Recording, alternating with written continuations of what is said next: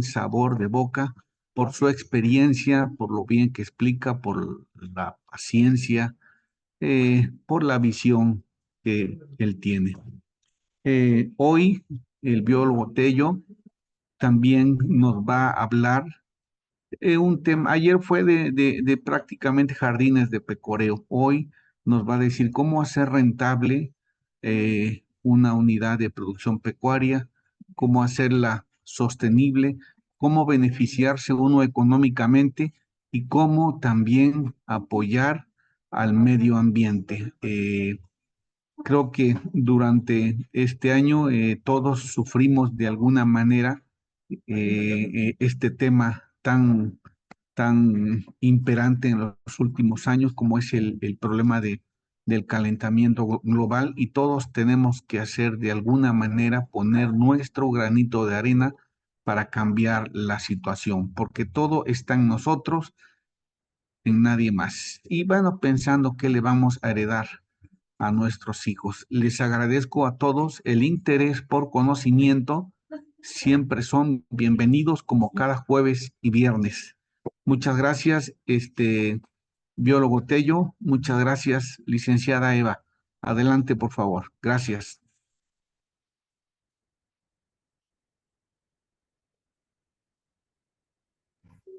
Muchas gracias, ingeniero.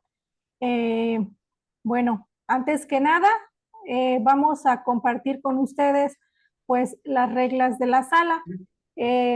Ahorita que terminemos de presentar a los ponentes, vamos a cerrar los micrófonos para que no haya ninguna interrupción y podamos disfrutar de la plática del biólogo y de la AC que va a acompañarlo de la mejor manera. Bien, ya saben igual que si tienen ustedes alguna duda, en el momento que les surja las pueden ustedes ir anotando en el chat. En caso de que consideren que es necesario externársela personalmente al biólogo, levantamos la manita y al final asignamos los turnos para que el biólogo pueda contestar, o les vamos leyendo al final sus preguntas, ¿de acuerdo? Antes de dar inicio, quiero presentarles a los ponentes del día de hoy. Es el biólogo Luis Alberto Tello, egresado de la Universidad Autónoma del Estado de Hidalgo con una sólida formación botánica. Su experiencia abarca diversas áreas, desde la taxonomía de angiospermas hasta la ecología de comunidades vegetales y la genética de poblaciones. Se especializa en el manejo de germoplasma, viverismo y la implementación y diseño de procesos de restauración ecológica y productiva.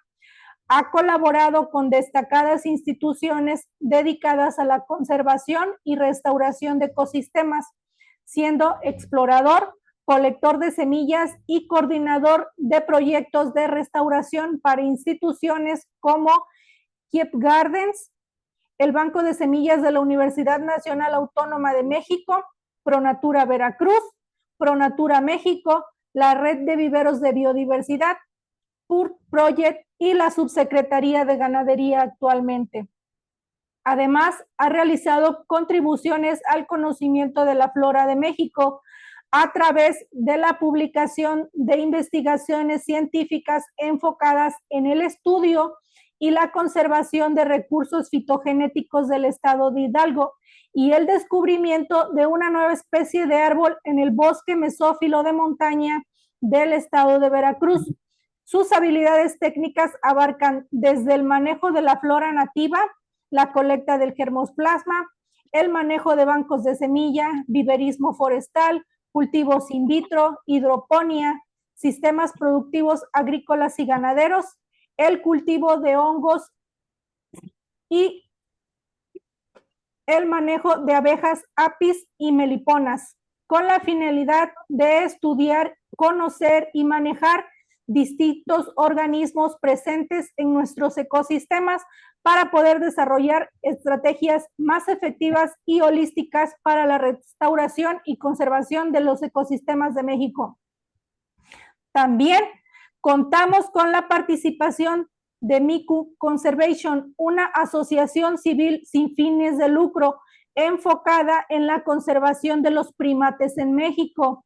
Se fundó en 2015 con un enfoque inicial en la educación ambiental en escuelas rurales del sureste de México, pero recientemente la AC ha crecido en términos de capital humano, metas y el alcance, y su misión se ha extendido para incluir la restauración de la selva tropical.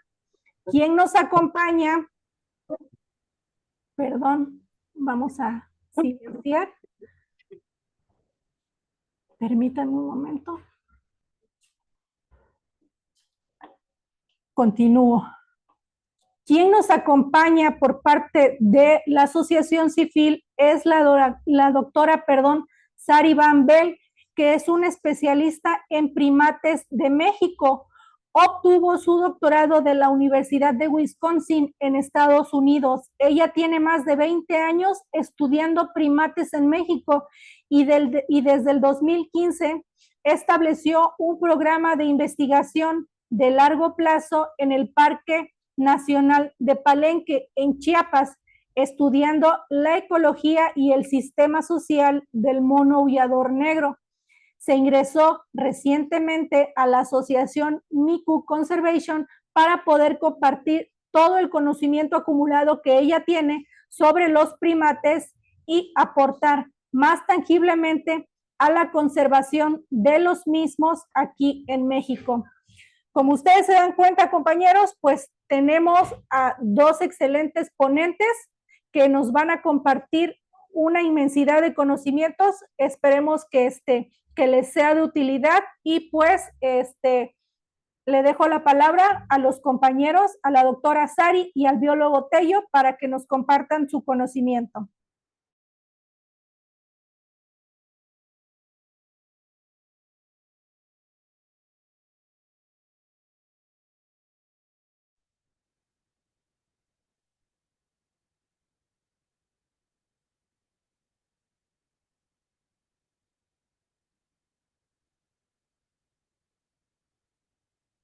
Listo, pues muchas gracias. Primero que nada, quiero agradecer a las personas que nos acompañan esta tarde por el tiempo dedicado y también pues al personal de la Secretaría. Siguiente, por favor, Sari. Eh, al personal de la Secretaría de Ganadería. El tema de hoy está asociado a la ganadería y la conservación de ecosistemas, que muchas veces se puede ver como dos áreas o dos temas que podrían estar en choque, pero realmente en la actualidad pues encontramos una oportunidad de desarrollo de proyectos productivos y de conservación en este tipo de paisajes. Quiero agradecer también al personal de Miku Conservación, que es una organización dedicada al estudio y conservación de los primates de México. Y de alguna forma, pues esta oportunidad que nos da también la Subsecretaría de Ganadería y Pesca, en la cual se intenta generar una interacción donde los paisajes ganaderos puedan contribuir al aumento de la productividad para que las personas tengan ingresos, para que se desarrollen las comunidades, además de que pues haya una cohesión social y pues pueda, eh, pues bueno, exista un desarrollo adecuado de las comunidades y a su vez poder desarrollar proyectos de conservación. Siguiente, por favor. Antes que nada, quisiera agradecer al médico veterinario zootecnista Humberto Amador Zaragoza, que es el subsecretario de Ganadería y Pesca. Este agradecimiento es debido a que estas estrategias realmente en el pasado no serían posibles debido a que muchas veces nos quedábamos en proyectos donde se reforestaban los ecosistemas, se reforestaban los bosques y se decían reforestaciones masivas y simplemente veías pasillos de árboles sembrados en línea donde no había una finalidad última, simplemente era sembrar el árbol. Y a través de la sensibilización de la gente, de las instituciones y del desarrollo de políticas públicas, tanto desarrolladas por el subsecretario de Ganadería como personal de la Secretaría y de otras instituciones, ha sido posible pues que este tipo de charlas ocurran porque cuántas veces pensamos que una plática sobre la conservación de monos ocurriría en la Subsecretaría de Ganadería y Pesca, ¿no? Entonces quiero agradecer estas políticas y el apoyo del ingeniero Gumaro, González, que también es una persona que ha permitido que la coordinación del extensionismo pecuario en Veracruz pueda desarrollar este tipo de proyectos. Y por supuesto también a mis compañeros extensionistas y a los productores. Siguiente, por favor. Eh, bueno, a grandes rasgos llevamos ya varios talleres. Quiero platicarles que estos talleres son talleres introductorios donde nosotros intentamos tocar un tema, no les damos el paso 1, 2 y 3 para implementarlo, pero sí a grandes rasgos damos lo que se trata el concepto, decimos las cuestiones más importantes del tema y bueno, hacemos una propuesta. ¿Por qué? Porque actualmente estamos en una etapa en donde ya toda la sociedad está involucrada en estos procesos de degradación del ecosistema y el interés de empezar a regenerarlo. Sin embargo, hay que darnos cuenta que los ecosistemas son sistemas muy complejos, donde no solo quitar árboles, como bueno, quitaron los árboles, deforestaron todos los terrenos en muchas áreas, y no podemos creer que solo sembrando árboles así a lo loco puede generar estrategias efectivas. ¿Por qué? Porque simplemente son sistemas complejos. Es muy interesante la oportunidad que tenemos aquí ante la ganadería, porque antes la ganadería, como ustedes saben, tenían sistemas de producción extensiva. Es decir, para los que no tienen, están relacionados con la ganadería, los sistemas de manejo ganadero muchas veces lo que tenían era una vaca por hectárea para poder satisfacer sus necesidades y entre 20 30 árboles por hectárea. El resto pues era eliminado, se transformaba y se establecían sistemas de cultivo o monocultivo de pastos exóticos africanos en su mayoría, ¿no? Entonces, ¿qué ocurre ahora? Lo que ocurre es que surgen nuevas propuestas. ¿Por qué? Porque entonces sí estamos produciendo alimentos porque pues la población lo requiere. Imagínense que mucha gente me dice, no, es que cómo juntas la conservación con la ganadería, pero si no nos damos cuenta de lo que ocurriría si no existiera esa fuente de proteínas que es el ganado o de la carne, los quesos, la leche, imagínense que esas necesidades proteicas se tuvieran que cubrir solo con la selva.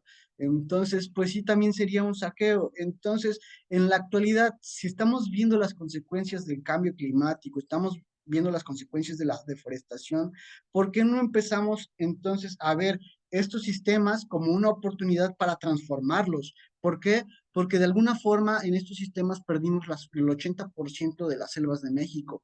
¿Dónde está la oportunidad para restablecerlas? En el paisaje donde se perdieron. ¿Y cuál es ese paisaje? Los sistemas ganaderos. Generalmente los sistemas ganaderos, como les digo, son 20 o 30 especies. A grandes rasgos, si alguien más está interesado, lo invito a que nos contacte, porque en el extensionismo pecuario nos dedicamos a capacitar gente y a ayudarlo a resolver problemas. A grandes rasgos y para no repetir las pláticas de otros días, los sistemas silvopastoriles son sistemas donde se toman estos terrenos ya degradados, con suelos compactados, sin nutrientes, donde no había vegetación. ¿Por qué no hay nutrientes en ese suelo? Porque eran sistemas tropicales generalmente. Entonces, en estos sistemas hay una entrada y salida de energías donde los ciclos son muy rápidos porque, porque pues el clima y la humedad lo que hace es que se descomponga rápido la materia. Entonces, tiene que ser un ciclo de entrada y salidas muy rápido. Lo que hacemos al quitar la materia, bueno, todos los árboles y la vegetación es hacer que no exista este ciclo de nutrientes. Por lo tanto, cuando cambia la propuesta y la manera de manejar la ganadería y se proponen los sistemas silvopastoriles, para nosotros existe una nueva posibilidad.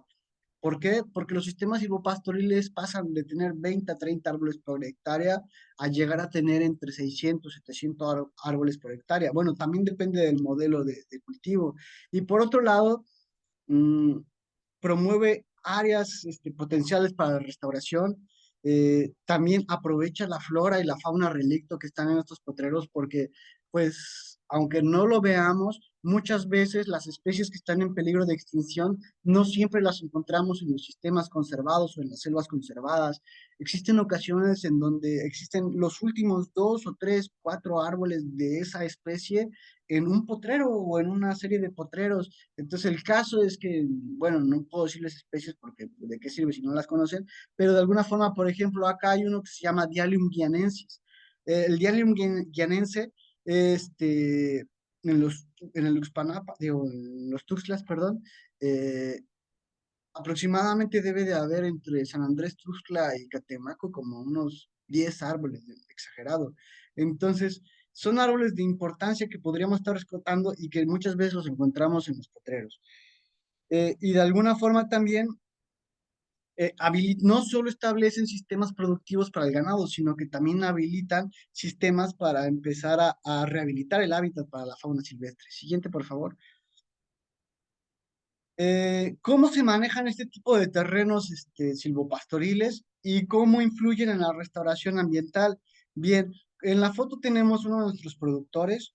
Él lo que está implementando en esta foto es un sistema silvopastoril con doble cerco, son pasillos con doble cerco. ¿Para qué hacemos eso? Muchas veces en la ganadería la infraestructura gris, por decirlo así, a todo esto, alambre, pues todo lo que necesita un sistema, eh, es costoso. Sin embargo, si nosotros empezamos a integrar los sistemas silvopastoriles, lo que necesitamos es meter vegetación. ¿Para qué? Porque como pueden ver, aquí hay postes. Estos postes son especies de la familia, bueno, son sí, especies de la familia leguminosa, generalmente son cucuites aquí en los Tuxtlas, entonces siembran como postes. Estos postes generan un cerco vivo y en medio de este pasillo sembramos árboles, árboles que son forrajeros con un alto nivel de proteínas para el ganado y además este, bueno, permite a la persona, a los ganaderos empezar con la restauración de suelos y además cuando ya se establece esta franja de árboles en los sistemas pastoriles, de alguna forma se aminora la forma en que desciende la lluvia o el agua de lluvia y empieza a infiltrarse en los suelos. También por otro lado, si empezamos a utilizar este tipo de sistemas, podemos aprovechar los bioinsumos que genera. En los sistemas de producción generalmente tienes entradas de energía y las salidas son desechos. No conocemos ningún sistema biológico donde simplemente el desecho se haga a un lado y no se aproveche. Generalmente esas salidas de energía se pueden utilizar en estos sistemas que intentan restaurar, generando biofábricas o bioinsumos donde el excremento de la vaca, los desechos del sorgo, del maíz, todo este tipo de cultivos se utilizan para generar bioinsumos. Además, también empezamos a utilizar especies forrajeras que fijan nitrógeno de manera particular. La familia leguminosa tiene un papel importante en los sistemas silvopastoriles y en las selvas de México porque es donde tienen mayor diversidad. Y estos sistemas, en estas franjas, los sembramos. Entonces, si en este sistema tiene una pendiente de 45 grados y tú en las franjas siembras una cantidad de leguminosas que a su vez además de fijar nitrógeno, sirven como especies forrajeras y además como especies melíferas y en estas franjas empiezan a generar, las leguminosas en las raíces tienen nódulos de cianobacterias. Estas bacterias fijan nitrógeno. Entonces, al tú poner esta franja con una riqueza o abundancia alta de leguminosas, lo que hace es que al caer las lluvias, empieza a arrastrar todo ese nitrógeno que fijan las plantas y empieza a nutrir los suelos. Y por otro lado, pues también al ser melíferas, pues apoya en la conservación de los polinizadores. Siguiente, por favor. Bueno, este tipo de ecosistemas, como empieza a generar franjas, podrían empezar a desarrollarse o aprovecharse de estos nuevos paisajes para generar corredores biológicos. ¿Por qué? Porque existen distintos modelos de siembra en los sistemas silvopastoriles. Nuestras oportunidades para empezar a restaurar este tipo de sistemas productivos no está en llenarle al productor todo el terreno para que se genere un ecosistema. ¿Por qué? Porque el productor necesita ese terreno para vivir, porque estamos en un país donde a veces la gente está viviendo al día. Entonces, lo que tenemos que hacer es restaurar, pero también hacer que el productor tenga un aumento en su producción. Si no, estos proyectos simplemente no serían factibles o viables. Entonces, ¿qué es lo que nos ayuda o qué es las áreas de oportunidad que tenemos la gente interesada en la conservación para promover la conservación en este tipo de sistemas? Bien, pues son los modelos de cultivo. ¿Qué modelos tenemos? Tenemos en la foto de la derecha lo que pueden ver son los contornos que aíslan o que dividen los terrenos.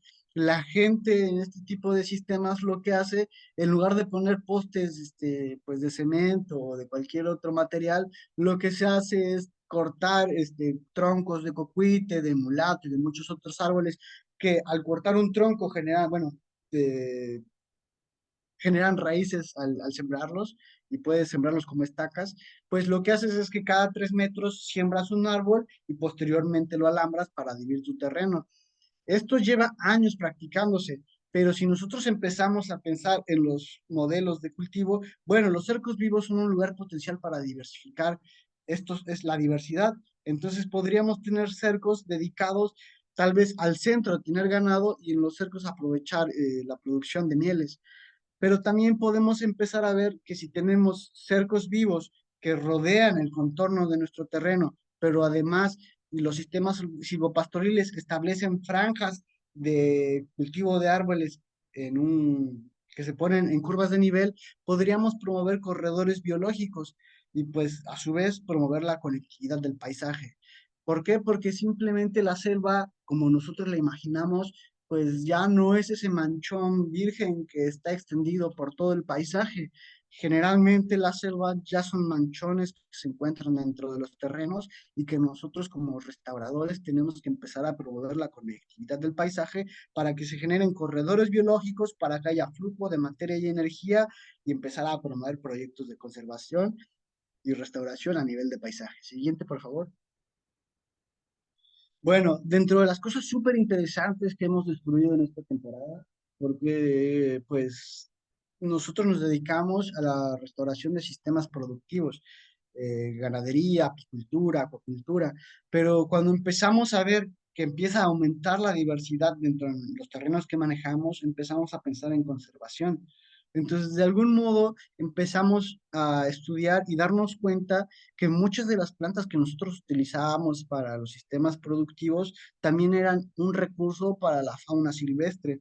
Entonces, estudiando y cuando empezamos con este proyecto, porque realmente este taller o esta plática es para presentar una propuesta o una idea de empezar a promover sistemas productivos que conserven fauna y flora. Entonces, cuando empezamos a hacer los estudios, nos dimos cuenta que nosotros estábamos cultivando principalmente especies de la familia leguminosa. Para quien no conoce la flora de México y está relacionada con su taxonomía, bueno, existen muchas plantas que son parientes cercanos del frijol y de las habas y todo ese tipo de plantas que fijan nitrógeno en el suelo, como les comenté hace rato, también son plantas que son muy importantes para la apicultura y la meliponicultura porque generan néctar y polen para las abejas, pero por otro lado también es una de las principales fuentes de alimento del ganado. Este tipo de alimentos son forrajes que recientemente se están utilizando porque, como les dije, la ganadería lo que hacía era aprovechar sistemas monocultivo de pastos exóticos, pero recientemente nos dimos cuenta que teníamos especies que podían ser utilizadas como forrajes que eran nativos, que tenían las condiciones y las características para soportar las presiones ambientales de cada uno de los sitios de Veracruz, porque como pueden entender, Veracruz es muy largo y tenemos que tener estrategias para selvas bajas, selvas altas, bosques mesófilos, bosques de pino, y no se puede utilizar la misma composición de especies y ni siquiera podemos estandarizar un proceso. Entonces, cuando ponemos a estudiarlo, nos damos cuenta que hay dos familias importantes para la ganadería, pero sin querer o de manera muy interesante, son especies que también, son familias que son también de importancia para la conservación de la fauna silvestre. ¿Cuáles son? La familia leguminosa, como les digo, los frijoles, y una familia que se llama morácea. Las moráceas, híjole, yo no sé cómo darle una referencia a la gente que no está relacionada con la botánica, pero pues los amates, las higueras, todo ese tipo de plantas, matapalos, son plantas de suma importancia para la restauración de ecosistemas cuando va con un enfoque de rehabilitación de hábitat. Entonces, tenemos forrajes que dan alimento al ganado. Voy a repetir esto que a veces ya lo repito como en en varios talleres, pero bueno, los pastos, cuando te venden las semillas, te dicen que tienen 11% de proteínas, pero cuando tú estás en un terreno, de alguna forma ya con suelos compactados y un poco degradados, estos suelos, por más que tú le pongas un pasto con 11% de proteína al sembrarlo, pues generan entre 4 o 5% de proteína, ¿no? En cambio, las plantas como el guaje, que es uno de los más importantes, o el cocuite, el Glycilla cepium y Leucaena leucocéfala, estas plantas son plantas que están hechas o evolucionaron para crecer en estadios sucesionales muy degradados. Entonces son plantas pioneras que soportan sol directo, suelos compactados y suelos sin nutrientes. ¿Y qué hacen? Tienen raíces pivotantes que empiezan a descompactar el suelo, tienen una asociación con cianobacterias que empiezan a nutrir el suelo, sus hojas son hojas que no son coriosas, no son gruesas, por lo tanto al caer se descomponen rápido y ese nitrógeno asimilado empieza a regenerar el suelo. Entonces tenemos árboles con alta capacidad de nutrir al ganado y empezar a restaurar el suelo, pero además es una fuente importante para los monos aulladores. Para mí ese fue un dato muy nuevo, porque yo siempre pensé que los monos eran frugívoros, ¿no? Todas las especies de monos, y resulta que los monos aulladores, su principal fuente de alimentos son las hojas. Entonces, cuando queremos empezar a promover procesos donde se restauran los ecosistemas, tenemos que considerar a la fauna silvestre.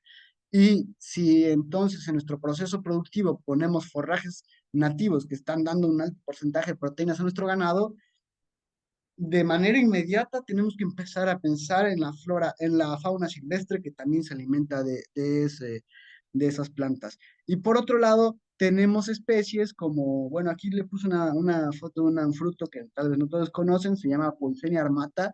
Para mí ese árbol es uno de los iconos de la restauración, porque ya van muchas veces que yo encuentro manantiales debajo de esos árboles. Donde hay una polseña, abajo está brotando el agua. Pero por otro lado, también el otro día caminando por el monte y encontrando un sistema productivo, yo quería colectar semillas de Polyphenia armata y las vacas me lo ganaban. O sea, en serio era una pelea. Entonces me di cuenta que en la ganadería, bueno, no diferente, es algo sabido, pero tal vez no muy platicado. En la ganadería tropical, los frutos significan un tema muy importante. A veces pensamos que solo comen pasto, pero la verdad es que en la ganadería tropical, si nosotros comemos carne de potrero, muchas veces comemos carne que tiene proteínas y tuvo una alimentación muy diversificada. También a veces se alimentan de mangos. Aquí tenemos una planta que es una Spondias mombin, se llama jobo, también es un fruto silvestre. Y el último tenemos una cojoba arbórea. La cojoba arbórea, pues yo nunca he visto cómo una vaca se lo coma, pero por ejemplo, sí es una leguminosa que fija nitrógeno, pero es una madera fina. Entonces, lo que yo he llegado a ver es que los pescuintles, que es un roedor muy grande, un cerdito, se alimentan muchísimo de esta planta. Ya van como 2 o 3 veces que yo veo un tepezcuintle alimentándose una jojoba. Entonces, si lo asociamos a los sistemas hipopastoriles, podemos tener forrajes, podemos tener frutos, pero además los forrajes, principalmente se alimenta el mono aullador de forrajes, como el 60% de 7 a 70% es de forrajes, y el mono araña, ay, disculpen, el mono araña se alimenta también, o más que el mono aullador, de frutos. Entonces, nosotros tenemos que integrar este tipo de plantas en los procesos. Siguiente, por favor.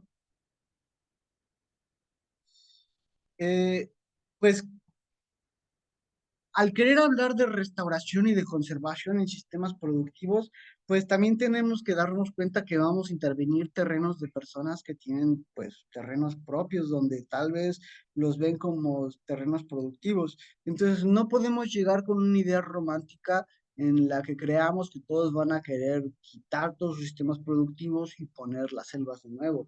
Lo que tenemos que hacer como personas ambientalistas, conservacionistas, es empezar a ver cómo hacer que la misma flora del sitio y la diversidad del sitio pueda hacer que el ganadero perciba más. Un ejemplo muy claro pues son los sistemas silvopastoriles. Antes tenían una vaca por hectárea, ahora llegan a tener 4 o 5 vacas por hectárea. Pero no nada más eso. Si yo tengo una planta que es forrajera, me fija nitrógeno, pero además puede ser una madera fina, ese es un ingreso a largo plazo para mi finca.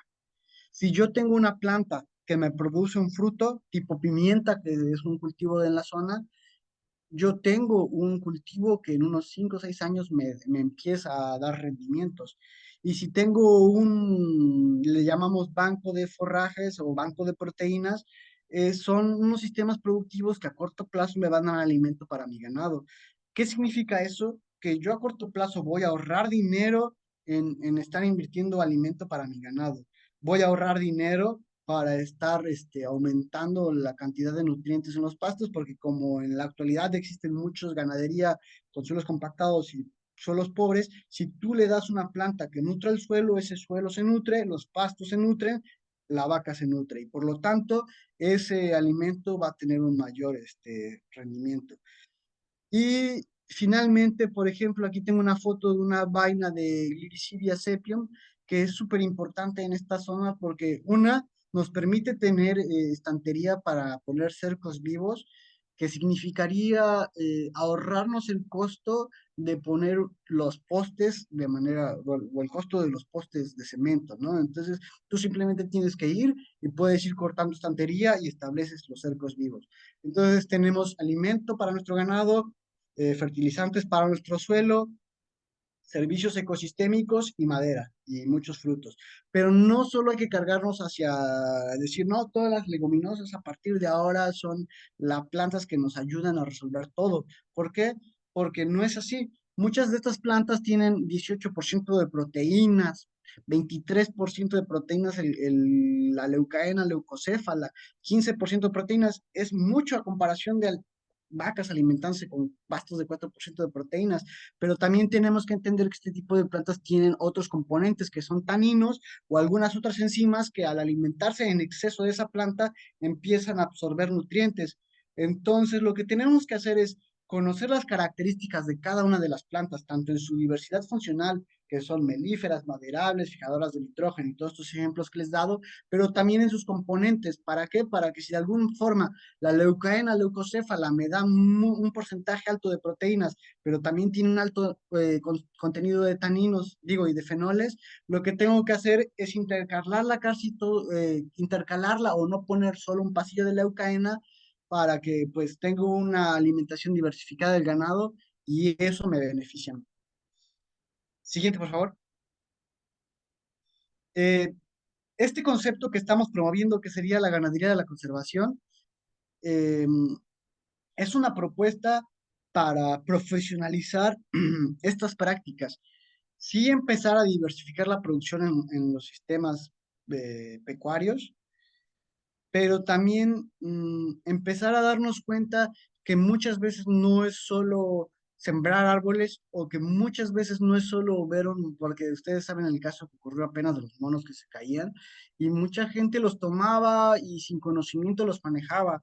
Entonces, esta propuesta es un intento de hacer que la ganadería con sus nuevas propuestas de desarrollo, empiecen a verse beneficiadas también por la conservación. Entonces, ¿cómo podemos hacer esto? Pues generando listados florísticos, saber qué especies hay en mi terreno y cómo puedo hacerle para integrar esa diversidad en mi terreno. Después, saber cuál es el ecosistema de referencia a partir de las plantas que hay en mi parcela. Es decir, si yo tengo N número de plantas ya identificadas, obviamente las puedo asociar a un tipo de ecosistema y ya sé en dónde estoy. Después de eso, elegir las especies de interés, porque muchas veces yo puedo tener un terreno que esté en una selva alta, pero ya no tiene la diversidad de la selva alta y yo quiero otra planta. Entonces, al yo saber que tengo una selva, estoy en una selva alta, ya puedo ir a los viveros y decirles, ¿sabes qué? Me interesan este tipo de plantas. Forrajeras de zonas tropicales o forrajeras de zonas templadas. Entonces podemos ir diseñando nuestro terreno. Por otro lado, los modelos de siembra tienen que pensarse de manera sucesional. Es decir, yo no puedo tener un terreno súper degradado y pensarlo que de inmediato voy a pasarlo a un sistema silvopastoril altamente diversificado. Lo que tenemos que hacer es si yo tengo un terreno degradado, tengo vacas flacas, pastos altos, pero mis vacas nunca engordan, tengo que entender que tengo un suelo sin nutrientes. Entonces, ¿qué tengo que hacer? Empezar con el proceso de restauración y agarrar especies pioneras, especies que soportan el sol, la compactación del suelo, zonas sin nutrientes. Y conforme estas plantas empiezan a nutrir el suelo, el ecosistema tiene un proceso de irse recuperando de manera natural y nosotros podemos ir, con el conocimiento de la restauración, ir avanzando en estos distintos estadios de sucesionales para llegar a sitios más conservados. Por otro lado, también es importante el manejo integral de los sistemas, porque si nosotros llegamos y decimos los sistemas silvopastoriles son lo máximo, yo he visto muchas veces que como estamos en un punto, y tómeme este comentario muy de manera neutral, o sea, no nada, porque es una crítica para ambos lados. Tenemos mucha gente que está ya enfocada en practicar y en desarrollar estrategias y mucha gente con teoría. Los de este lado implementan todo y no estudian mucho, y los de este lado estudian mucho y no lo implementan. Tenemos que llegar a un punto medio donde el conocimiento y la práctica se fusionen. Y entonces ya podemos llegar a sistemas silvopastoriles donde digamos, en lugar de llegar con el productor y decirle, ¿sabes qué? Tienes 1 hectárea y la vamos a cerrar durante un año para poner árboles, porque si no la cerramos, las vacas se lo comen. Llegar y decir, yo entiendo de conservación, sé que este tipo de plantas te sirven, pero también entiendo de ganadería. Y lo que te podría apoyar para no cerrar 1 hectárea por completo durante un año, porque entiendo que tú vives de esto, pongamos cercos eléctricos. Y entonces, con los cercos eléctricos, divides la parcela y en lugar de tener 1 hectárea o 3 hectáreas así libres para que el ganado paste a su gusto, pues divides esas 3 hectáreas en 33 unidades, y lo que haces es que vas haciendo que el ganado vaya circulando por ese sistema. Con ese conocimiento tú lo que haces es que el ganado no estás pisando de manera heterogénea todo el terreno, sino que va de manera particular avanzando, avanzando, avanzando. ¿Y qué pasa? Que cuando la vaca o el ganado llega de la parcela 33 y retorna a la parcela 1, esa parcela tuvo tiempo de recuperarse, de recuperar nutrientes, de crecer, de no tener tanto tiempo, tanto ganado sobre de ella, y empiezan a mejorar las condiciones del suelo, la infiltración del agua y la cantidad de nutrientes y obviamente pues todo la calidad de vida del ganado. Por otro lado, también es súper importante tener estrategias adecuadas para el manejo del ganado y la mejora genética, porque pues que a veces romantizamos y decimos, bueno, yo quiero producir leche, pero estamos en sistemas tropicales y te traen una vaca, no sé, una lechera europea. Alguna vez escuché, no, bueno, vi a alguien que trajo ese tipo de ganado al trópico y pues pobres vacas, se morían de calor, llenas de garrapatas, muchísimas presiones ambientales para las que no estaban hechas. ¿Y qué pasa? Como no consumen tanto, tienes que amplificar el terreno o ampliar el terreno donde ellas se distribuyen para que puedan tener más recursos porque esa vaca no da con lo que tienes. En cambio, si tienes una vaca adecuada al terreno, tipo, pues, unos brahman o ese tipo de animales más acostumbrados a sistemas tropicales, pues entonces puedes tecnificar los procesos y tener un menor impacto. Por otro lado, también la diversificación productiva es sumamente importante porque a veces vemos los sistemas de ganadería y decimos, no, bueno, aquí nada más puede haber vacas, pero si tú te das cuenta, tienes un cerco vivo que estás poniendo con puras plantas que producen néctar y polen. Entonces, si tienes abejas, pues puedes producir miel. Más bien puedes aprovechar la miel que ya tienes en tu terreno, pero si no tienes abejas, pues simplemente vas a aprovechar la carne o la leche de tu ganado.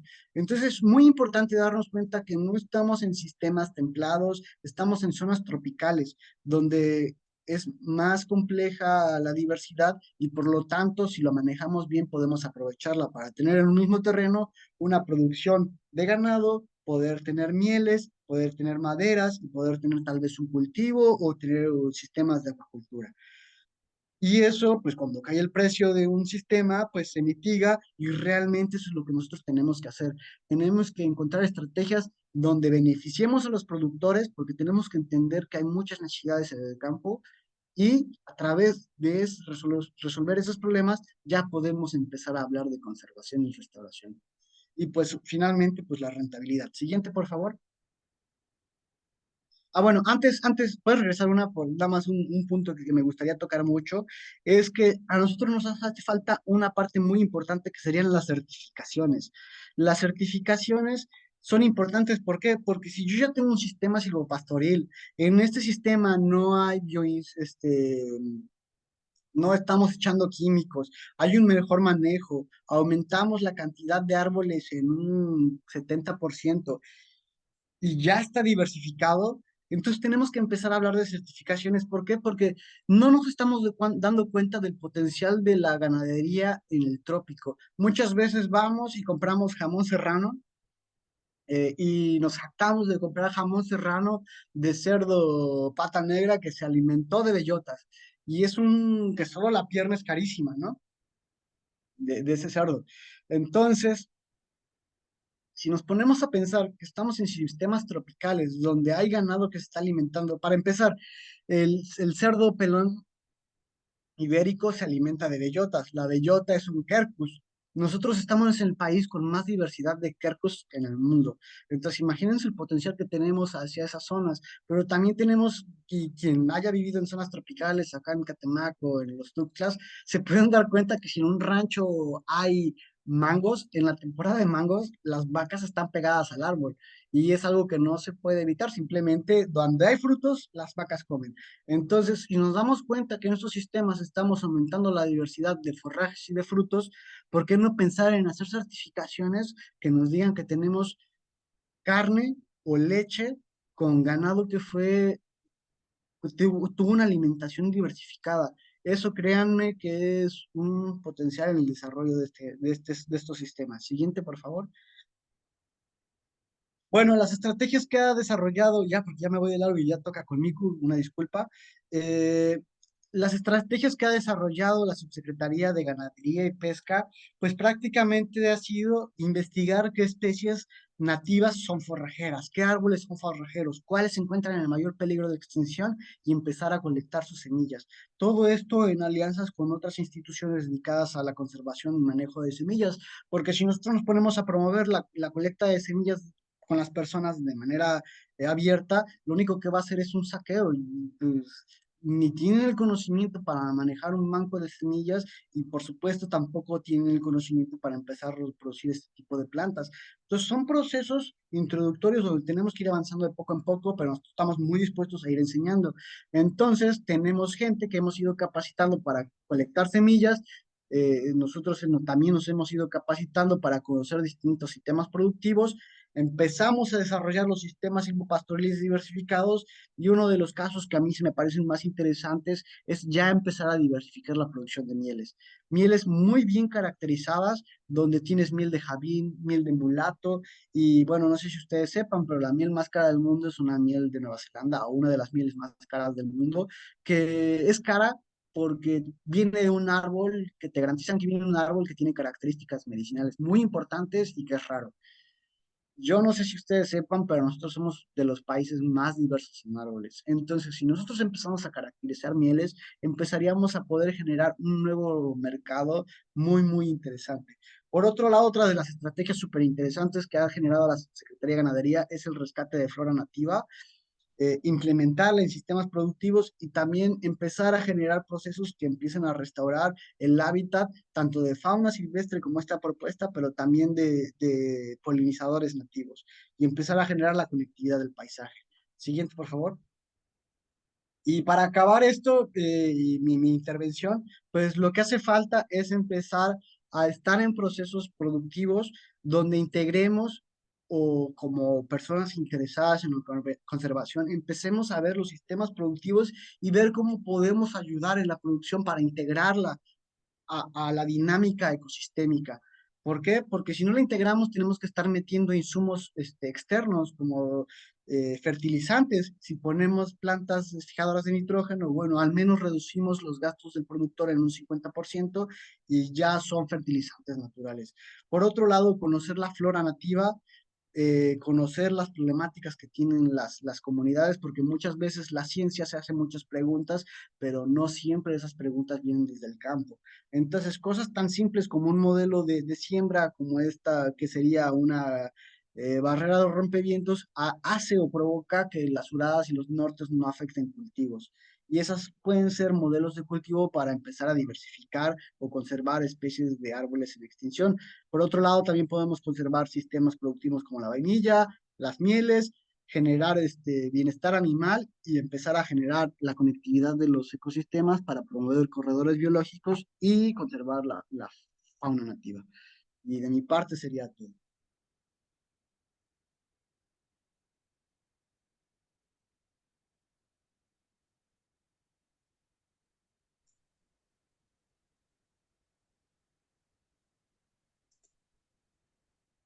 ¿Me pueden escuchar?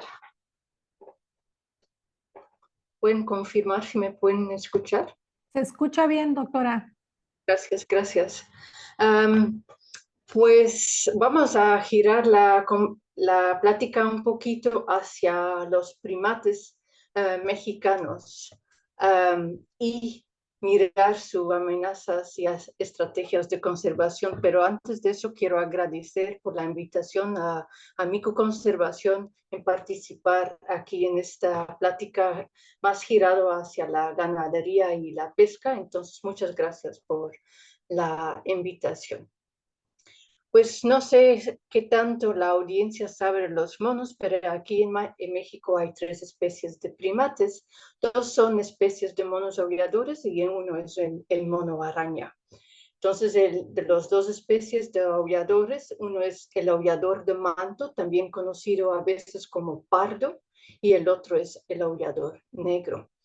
Y estos ocurren todos en el sureste de México, justo donde está la parte tropical de México, ¿no? Entonces, una especie, el mono aullador negro, está restringido nada más en el sureste de México, norte de Guatemala y en Belice. Cuando la otra especie de mono aullador, el de manto, ocurre desde Veracruz, en México, hasta en Ecuador, el oeste de Ecuador y Colombia. Y el mono araña, igual, pues dicen hasta en Tamaulipas y hasta Colombia, en todo Mesoamérica. Pero a lo largo de esta distribución relativamente grande de estas últimas 2 especies, hay variación genética y quizás notan que para el mono aullador de manto, que la población allá está totalmente aislado de los demás población en Mesoamérica y hasta en Sudamérica, ¿no? Entonces, hay diferencias genéticas entre estos y se llaman subespecies. Lo mismo pasa con el mono araña, que hay diferencia genética y se quiere conservar también estas diferencias. Si nada más miramos a lo que pasa en México, ay, se me está tardando el cambio, así. La distribución de estas especies en México mismo, se nota que el mono araña está más ampliamente distribuido en México comparado con los otros 2 especies de aulladores, pero curiosamente los 2 especies de aullador hay una zona de traslape, donde realmente hay estudios y evidencia que estas 2 especies se hibridizan, que quiere decir que se pueden reproducir entre sí y se ve especies o ejemplares de animales que tienen características mixtas de las 2. Y eso está en estudio. Ocurre en Macuspana, en Tabasco, pero lamentablemente la zona está altamente fragmentada y ya no se da tan fácilmente. Vamos a ahorita pasar un poquito por la biología y ecología de estas 3 especies para que tienen así como que información básica de ellas mismas. Empezando con el sistema social. El mono aullador de manto vive en grupos relativamente grandes, como alrededor de 15 individuos, pero puede llegar a tener 45 individuos. Es muy probable que existen varios machos adultos en este grupo y hasta 6, y realmente existen hasta 10 machos adultos en un grupo, todos viviendo juntos. Igual hay muchas hembras, puede ser como hasta 14 hembras adultas en estos grupos, más los jóvenes, ¿no? Las generaciones más jóvenes. Y eso es bastante diferente al mono aullador negro, que vive en grupos notablemente más pequeños, un promedio de 7 individuos, con 12, tener 12 individuos ya sería grupos grandes, pero se han notado grupos hasta 15 individuos. Puede haber nada más un macho, 2 machos, 3 machos, pero grupos con un macho es mucho más frecuente comparado con la otra especie de monos aviadores. Y igual existen varios hembras adultos, pero nada más hasta 4 hembras adultos. No existen grupos de 5 hembras, hasta 4 nada más. Y los grupos de los monos araña, como en composición y tamaño similar a los del mono aullador de manto, en términos de cuántos hay en total y como cuántos machos y cuántas hembras, pero hay algo bastante diferente entre los monos aulladores y el mono araña, y es que los grupos de los monos aulladores son bastante cohesivos, se mantienen juntitos.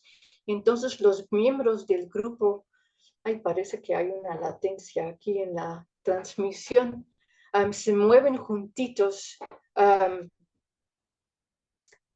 lo largo del día, y eso se llama que los grupos son cohesivos, mientras los monos araña viven en algo que se llama, en sistemas que se llama fisión-fusión.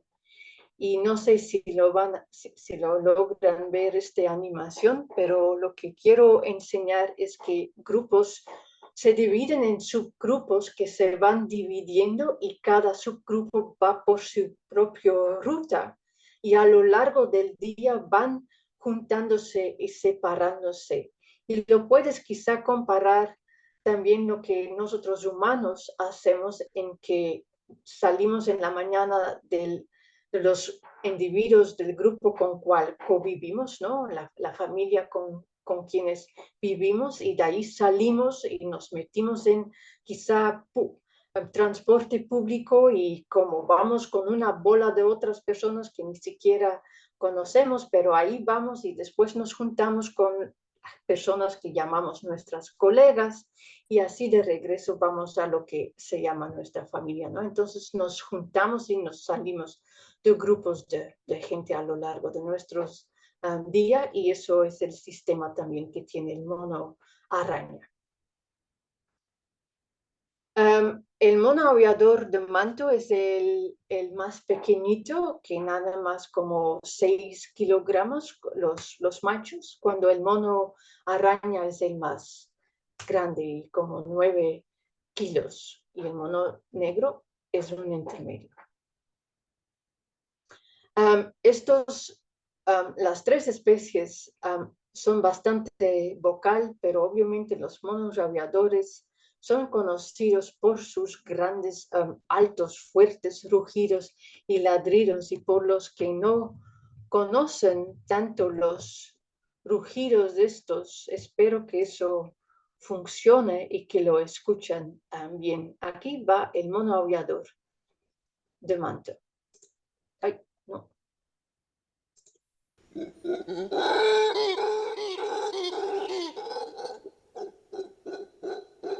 Pues eso es el mono aullador de manto, y van a notar que es notablemente diferente al del mono aullador negro.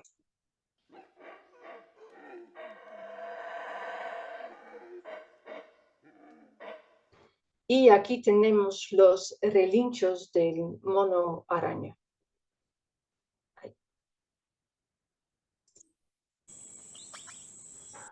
Eso era mucho más suave, y en general está funciona para mantener contacto con los miembros dentro del grupo, cuando los rugidos y ladridos de los monos aulladores funcionan para comunicarse con grupos vecinos y hasta más de allá. Y los monos aulladores logran producir estas vocalizaciones tan fuertes porque realmente tiene un aparato vocal altamente alterado. Y eso implica un laringe donde están las cuerdas vocales mucho más grandes, y también un hueso hioide que es forma forma de un huevito que funciona como una recámara de resonancia y donde permite producir estos tipos de ruidos tan fuertes. Nosotros humanos también tenemos estos huesos hioides y es donde músculos de nuestra lengua están conectados y nos permiten tragar y obviamente usar la lengua. Y aquí se puede ver estos huesos hioides, cómo forman y están entre los mandíbulos grandes que son tan peculiar en los monos aviadores y están ahí como una caja de resonancia. También hay bastante diferencia en lo que se llama la historia de vida de estas tres especies, con los monos aviadores siendo muy parecidos entre sí y algo diferente con el mono araña. Y empiezan similar las tres especies, que el primer año de la vida de un individuo empieza como ser infante, que todavía se dependen totalmente de sus madres, pero de 2 años a 3 años entran en una etapa de juvenil donde aprenden bastante de qué comer, por dónde ir, pero están todavía dentro de los grupos y todavía dependen de la protección de sus grupos. Y pues obviamente también es la etapa en que son muy curiosos y juegan y se las pasan realmente jugando en sus vidas. Pero van creciendo y llegan a la etapa de ser subadulto, de casi tienen el tamaño de adulto, pero todavía le falta crecer un poquito y se reconoce ya como la etapa subadulto, para después llegar a la etapa de ser adulta y cuando ya pueden empezar a reproducir. Y es notable que la etapa de subadulta es mucho más largo en el mono araña comparado con los monos aviadores. Entonces eso quiere decir que los monos aviadores empiezan a reproducirse más rápido, como a los 4 años ya las hembras son fértiles comparado con como a los 6 años en el mono araña. Una vez una vez adulta, estas hembras se van a reproducir y los monos aviadores lo pueden hacer cada 2 años, cuando en el mono araña dura como 3 años. Y el embarazo igual dura 1 mes más en los monos araña. Y ahorita, y todas estas características de reproducción indica que a una población de mono araña cuesta mucho más de recuperarse en caso de una disminución.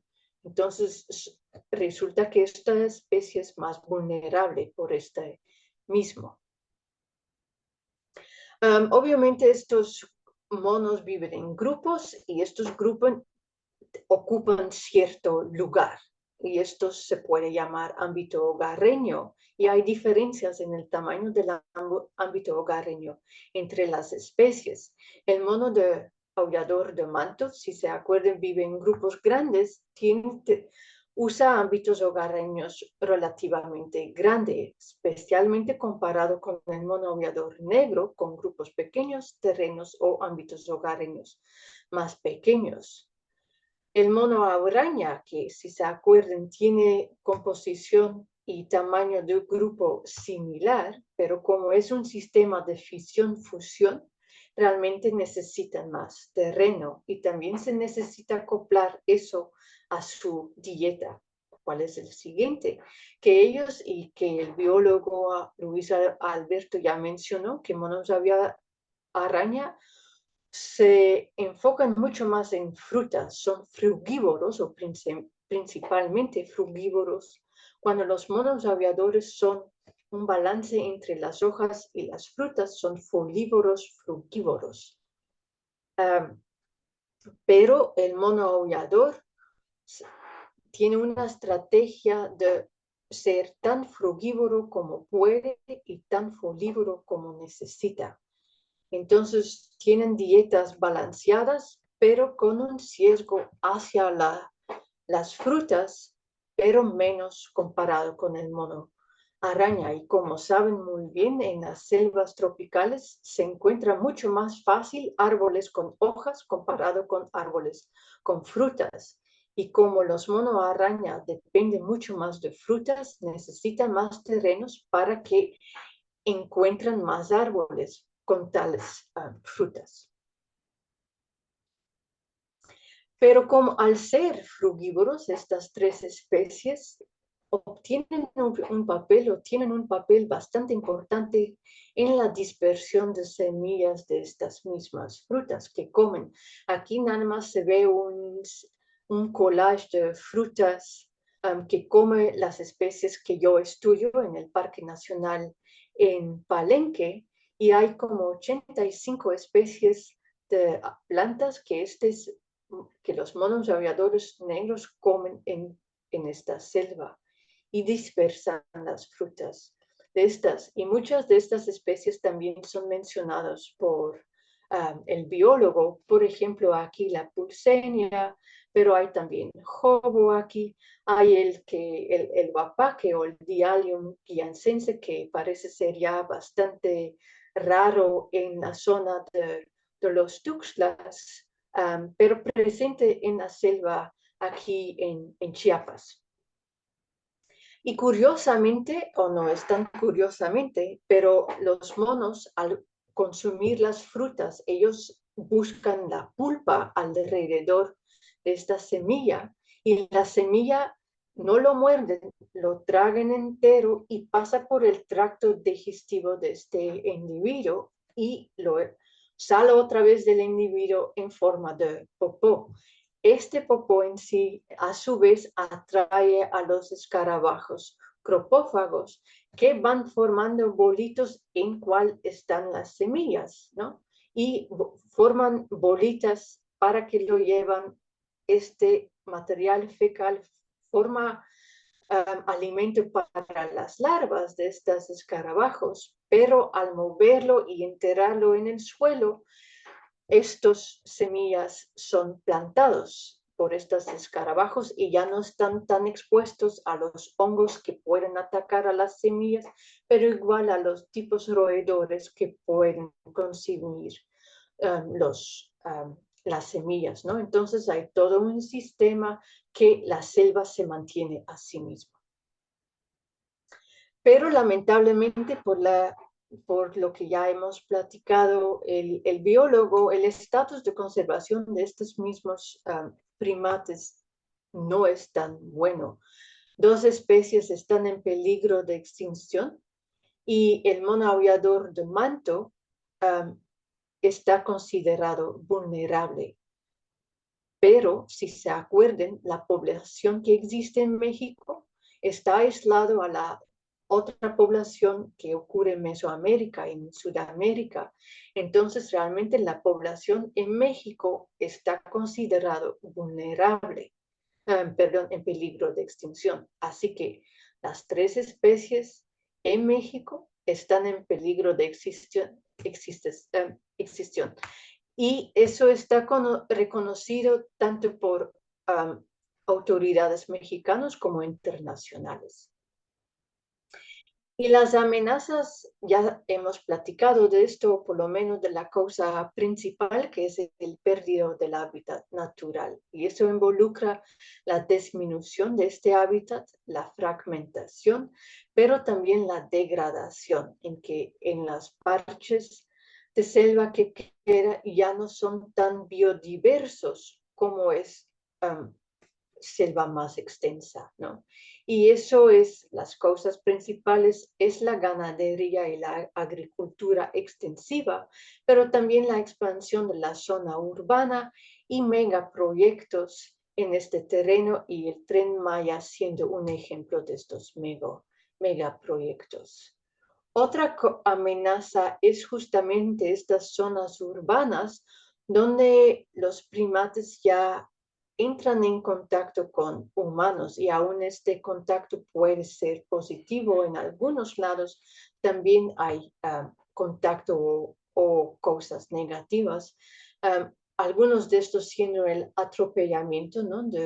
estos monos, como ya su terreno está fragmentado, necesitan bajar para ir a otro fragmento, cruzan carreteras y es ahí donde obviamente puede ocurrir esto. Otros monos que viven en zonas urbanas y que pues como ellos suelen usar lianas para trepar de un árbol a otro árbol, ven a los cables de luz como algo similar y resultan ay, perdón, ya no lo puedo decir, pero electrocución.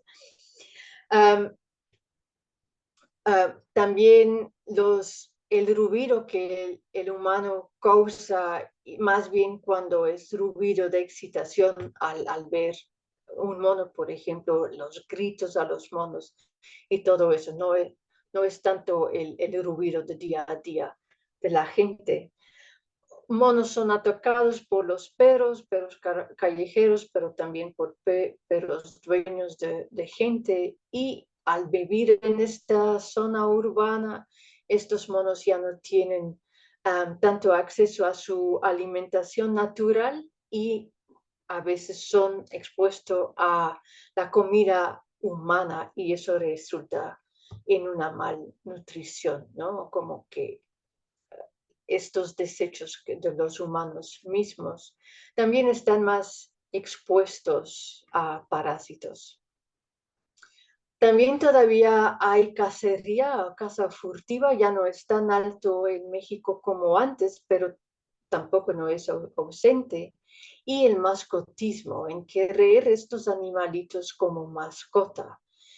Y como hay demanda, hay cierto mercado para eso y entonces hay gente que cazan, las madres en general la matan para poder agarrar estos jovencitos, infantes, juveniles muy jóvenes para agarrarlos y ponerlos en el tráfico ilegal de mascota. Y a lo largo de este tráfico son mal nutridos y muchos de estos crías también se mueren en el tráfico. Algunos de estos van a llegar a los mercados donde gente lo pueden comprar como mascota, una cosa que es ilegal, y van a sufrir de malnutrición, de ser ahorcados por la cadena en cual están amarrados, otra vez la electrocución por los aparatos domésticos en la casa y ya como adultos, si llegan a ser a la etapa de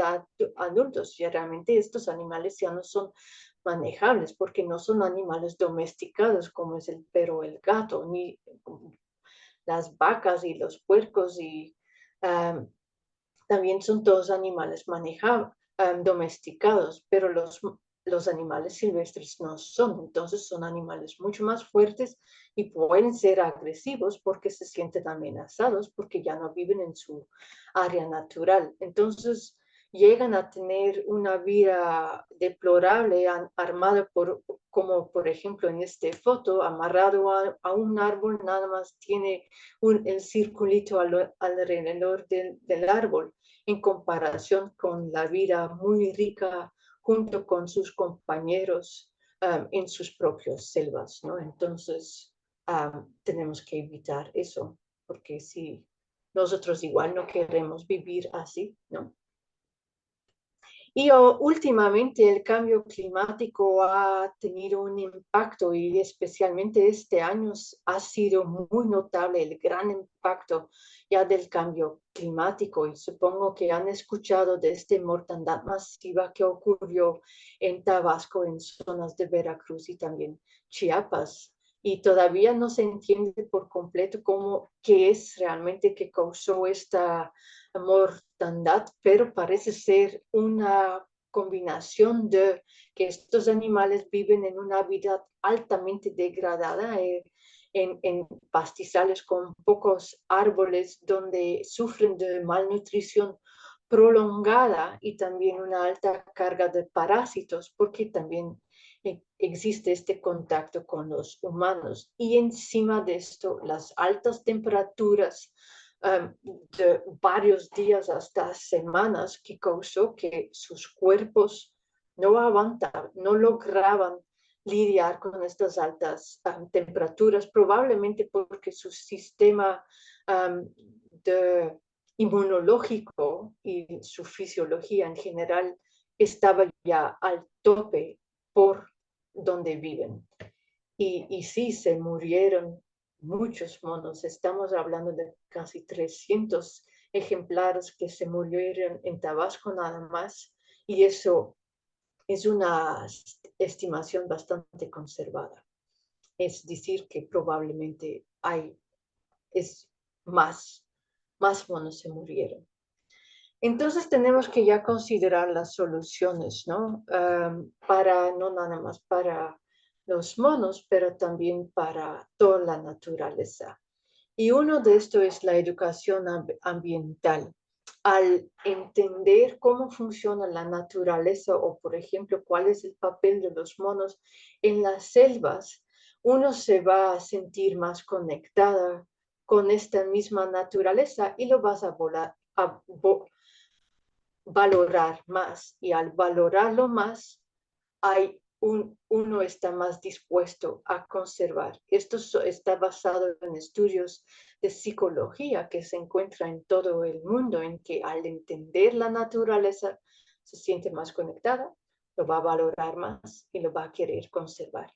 Entonces, educación ambiental puede estar dirigida obviamente a toda la población humana, pero los niños son una parte de la población que son todavía muy susceptibles a este tipo de educación, pero también hay programas de educación con microconservación dirigido a guías turísticas, y aquí es el ejemplo en Palenque Nacional, porque obviamente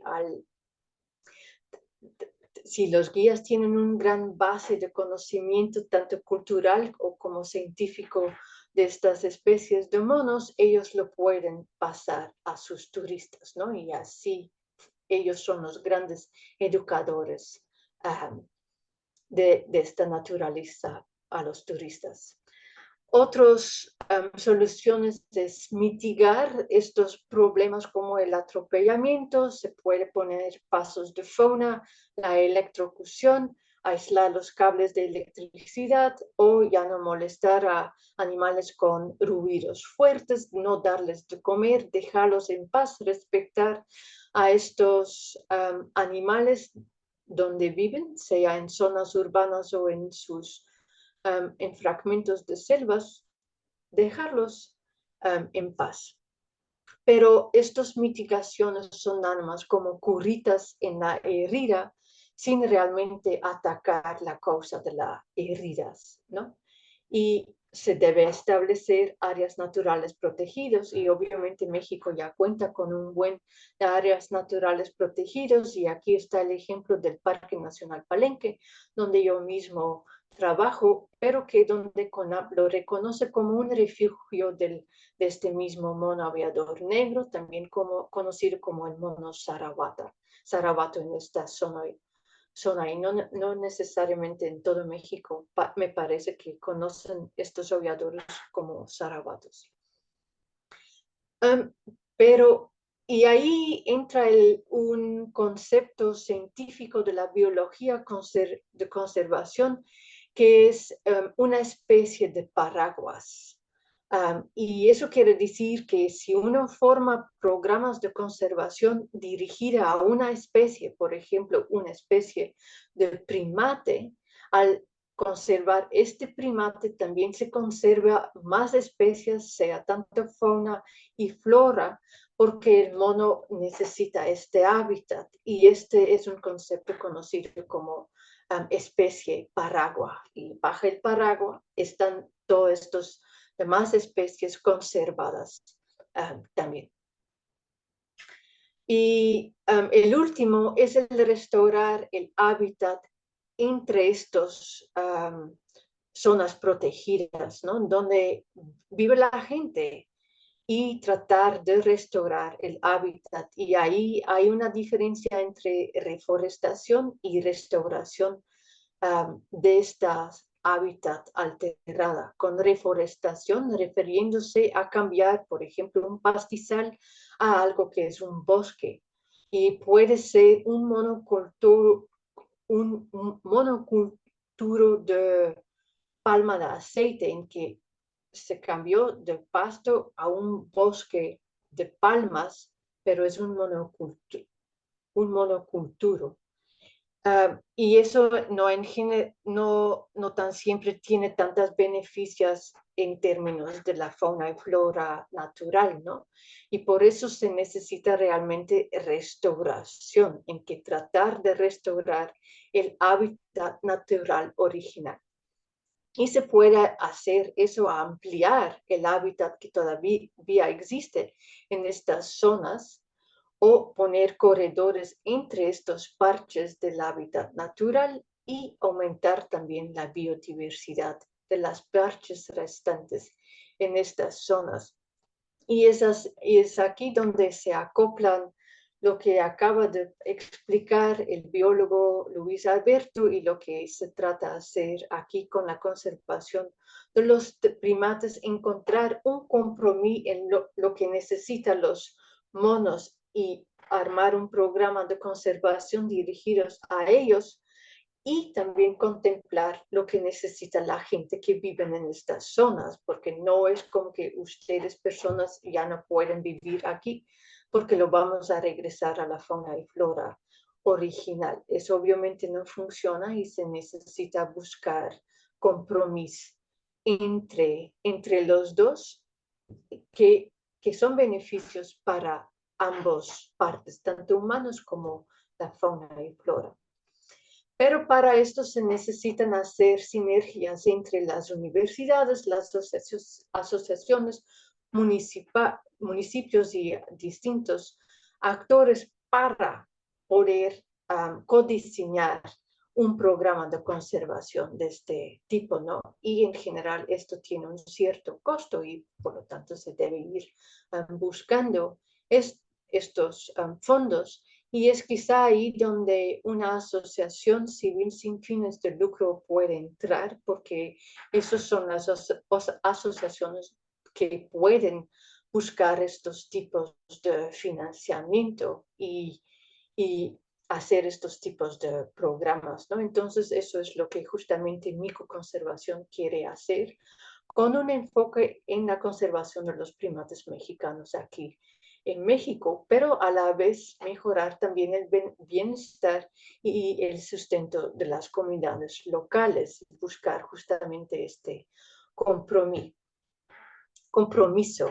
Y queremos hacer eso a través de tres ejes de actividades. Uno siendo la investigación científica para entender mejor cómo estos primates son afectados en estas zonas usados por los humanos, ¿no? Y qué requiere el mono para que se puede convivir en estas zonas juntos con los humanos.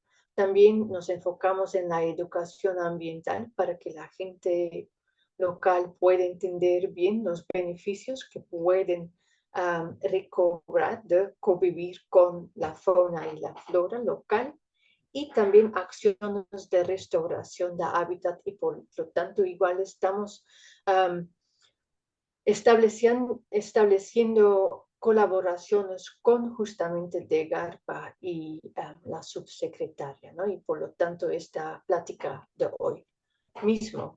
Y con eso quiero, pues justamente lo que acabo de decir.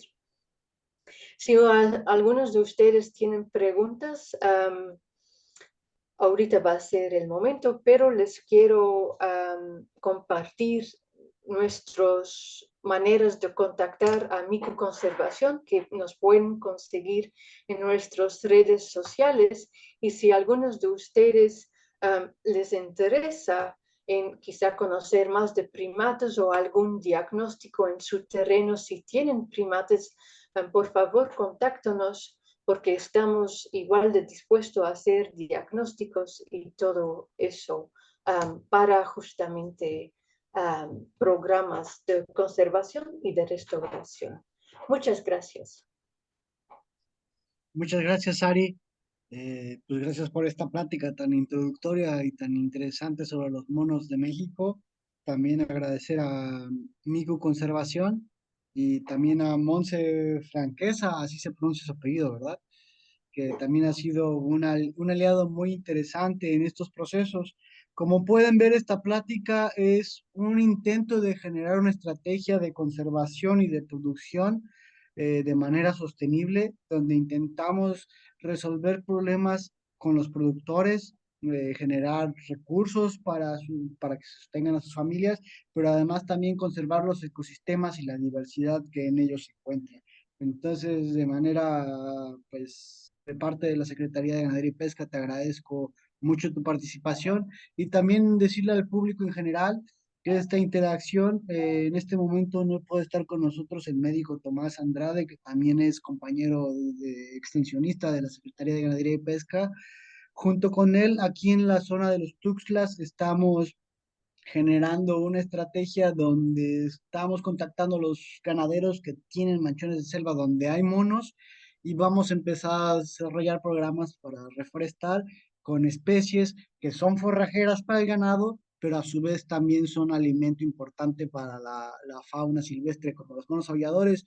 Es muy interesante, Sari, a mí me parece esto súper interesante, esta estrategia, porque había plantas o árboles que generalmente no me aceptaban en los sistemas productivos, porque me decían, por general, si tú tienes un rancho, me preguntas para qué sirve lo que va a sembrarse, ¿no? Y a veces no hay respuesta para eso, simplemente es parte de la componente de la vegetación, pero con esta integración es muy importante y muy interesante ver que plantas que sirven como forrajes, como los Enterolobium, como, bueno, otras especies de leguminosas, también son, y por ejemplo también moráceas, los ficus, los ramones, son alimento importante para la fauna silvestre. Entonces, en esta estrategia podemos empezar a desarrollar proyectos donde aumentemos la cantidad de nutrientes en los alimentos para el ganado, pero también empecemos a utilizar especies que son de importancia para la conservación de la fauna silvestre. Y pues bueno, de mi parte sería todo, invitarlos a participar en estos tipos de proyectos y decirles que para agosto, junto con el médico Tomás y Miku Conservación, vamos a empezar a generar dos proyectos para sembrar árboles en dos ranchos. Las fechas todavía no están listos, son terrenos que son más o menos entre 300 y 400 árboles por terreno, pero es una manera de iniciar esta sinergia entre producción pecuaria y conservación de fauna silvestre. Muchísimas gracias por todo. No sé Muchísimas si gracias. tengas algo. Perdón. Adelante, adelante, no estoy bien. Muchísimas gracias al biólogo y a la doctora Sari por compartir los conocimientos el día de hoy. Si hay algunas personas que tengan duda, por favor, pueden escribir en el chat todas las dudas que se llegaron a generar durante la ponencia o bien levantar la manita para externarlo directamente. Vamos a empezar con la ronda de preguntas y respuestas. Ya tenemos varias preguntas en el chat y vamos a dar inicio para el biólogo Tello. Bioparque Tenochtitlán, dice Luis, ya sembramos árboles nativos en nuestro espacio, ahora estamos generando un bosque comestible y después entre ellos podría poner especies pequeñas como arbustos para los polinizadores. ¿Sería una buena idea? Bueno, yo creo que son buenas y una buena idea. Creo que el Bioparque Tenoch estuvo conectado ayer en la plática de polinizadores y abejas meliponas. Creo que es una buena idea empezar a establecer cultivos de flora nativa que sea melífera. Y si ustedes tienen predios apícolas o terrenos donde tienen abejas, empezarlos a diseñar. Por otro lado, el concepto de bosques comestibles a mí me hace mucho ruido. Yo sé que es muy romántico y muy europeo, súper europeo. ¿Por qué? Porque eso no existe en México. O sea, los bosques son comestibles por sí solos, solo que hay una tendencia a querer ser como el héroe de las selvas. Entonces, si yo pongo un huerto y le llamo bosque, ya conservé un bosque.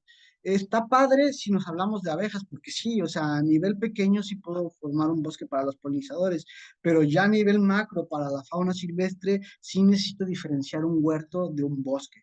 y empezar a trazar estrategias donde sí haya pequeños cultivos de traspatio, sí haya sistemas productivos, pero también que se enfoque en bosques reales, donde de manera natural los bosques son comestibles para la fauna silvestre y nosotros nos integramos al manejo de ese sistema, ¿no? Pero de manera general, pues sí es muy interesante que siembres flora nativa melífera. Muchas gracias, biólogo. Rita Partida Cota, excelente ponente, mucho conocimiento, muy interesante. ¿Mandarán las diapositivas? Sí, claro, tanto, bueno, no sé si micoconservación, ya tú dirás, Ari, si sí, pero de parte nuestra está compartido. Yo creo que sí. No Muchas te gracias. escucho, Ari. Ajá, sí. Muchas gracias. De todos modos, se va a compartir el video de la ponencia del día de hoy y pues ahí va incluida la presentación, ¿no? Bioparque Tenochtitlán nuevamente dice, estamos en Río Blanco, es un bosque mesófilo, zona media a alta montaña, a unos 1200 metros. ¿Tendrás una lista de plantas o arbustos de la zona para polinizadores? Sí, claro. Bueno, ya que insisten en este tema de polinizadores, me parece bien interesante el poder mencionar esto. Hay grupos de plantas, pues obviamente hay que considerar todas las plantas, porque estamos en una selva muy diversa. Pero si nos damos cuenta, como ya dije, la familia Morazo y la familia leguminosa son muy importantes tanto para la ganadería, la conservación y las leguminosas de manera general son especies que pueden servir tanto para la fauna silvestre como para la producción de mieles nativas, ¿no?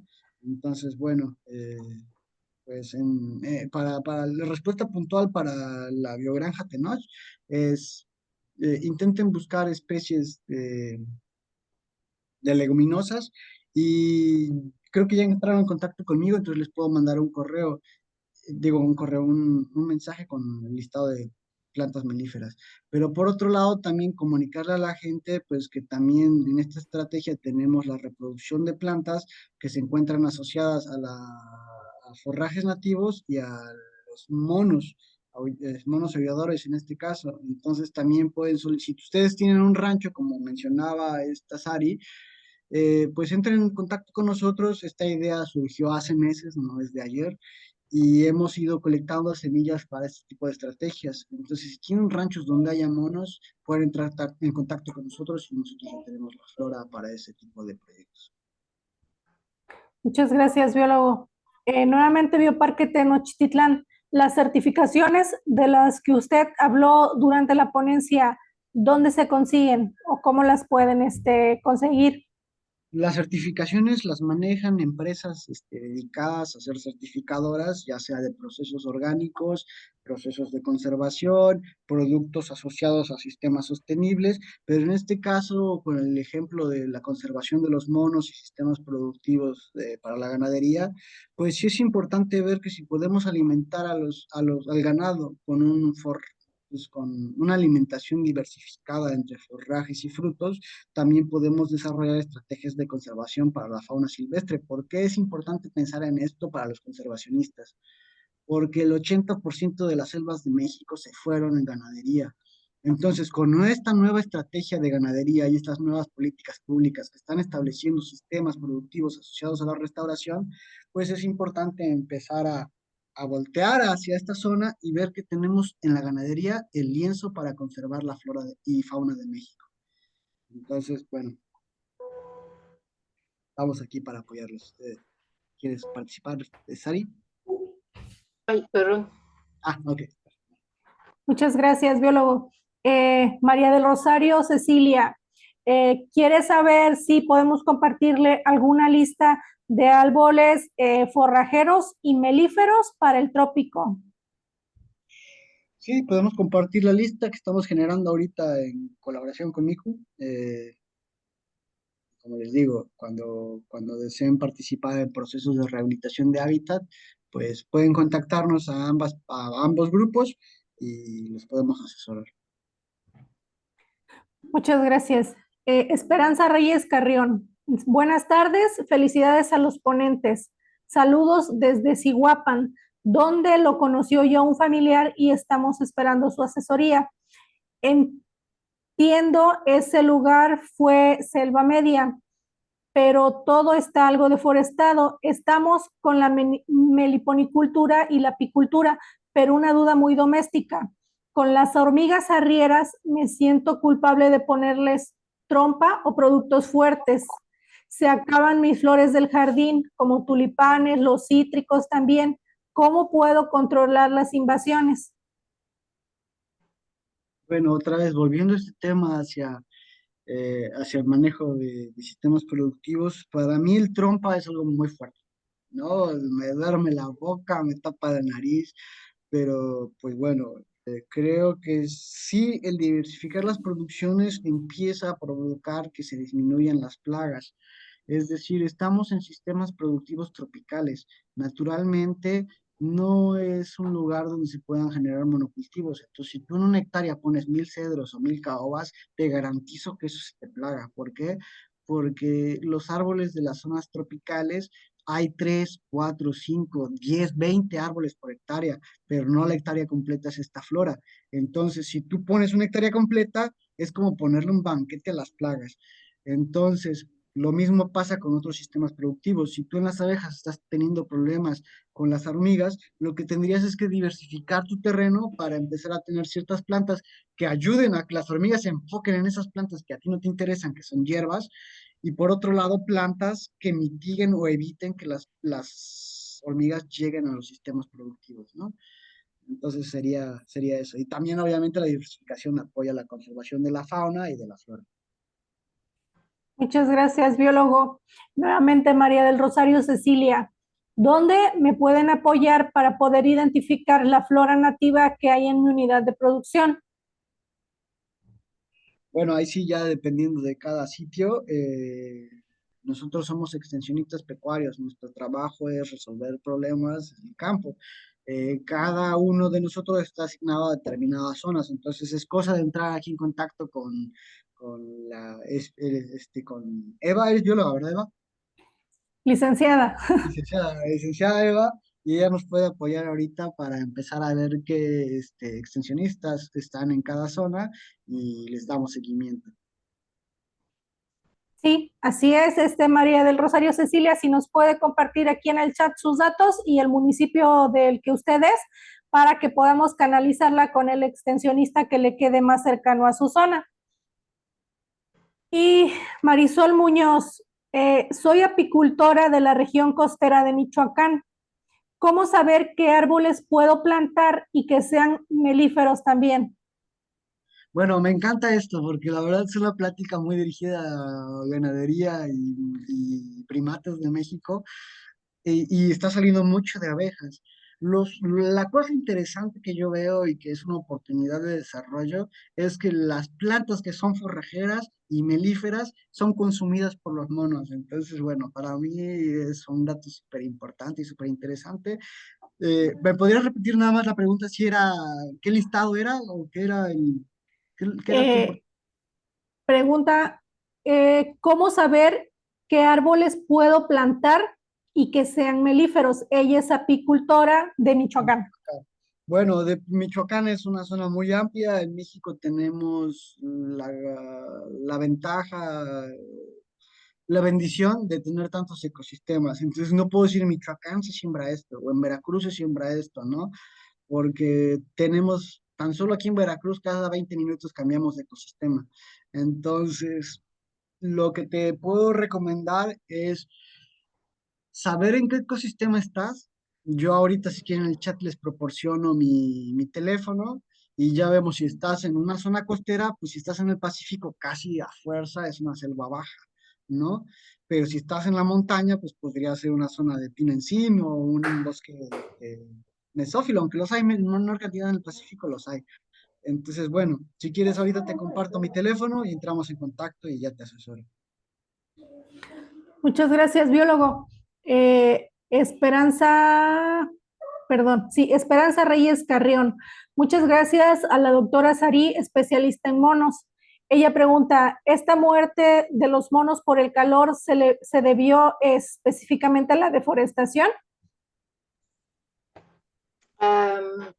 Se debió por varios factores que estaban actuando a la vez. Las altas temperaturas por la ola de calor que hubo por varias semanas, pero como los poblaciones que fueron más afectados eran los que viven en zonas altamente fragmentadas.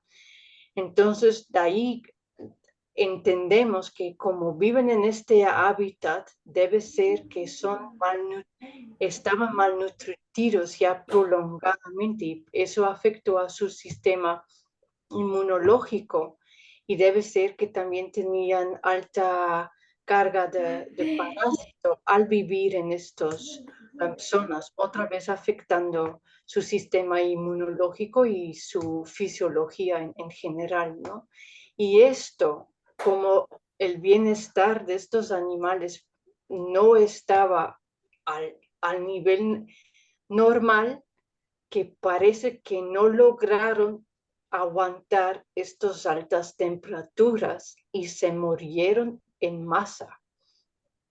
Pero igual hay que reconocer que nosotros primatólogos acudimos a la zona para ayudar y que las instancias federales como el Semarnat no quiso tan fácilmente colaborar. Entonces se perdió información porque nosotros científicos no logramos hacer lo que nosotros queremos hacer para obtener la información, entender cómo es que murieron para evitar en años que vienen y como que porque no nos daban estos permisos. Entonces ahí hay un medio, algo que está igual funcionando o que es un factor que no al todo entendemos qué precisamente pasó con estos animales. Pero muy probablemente en el futuro, en el siguiente verano de altas temperaturas, existe la posibilidad que ocurre otra vez.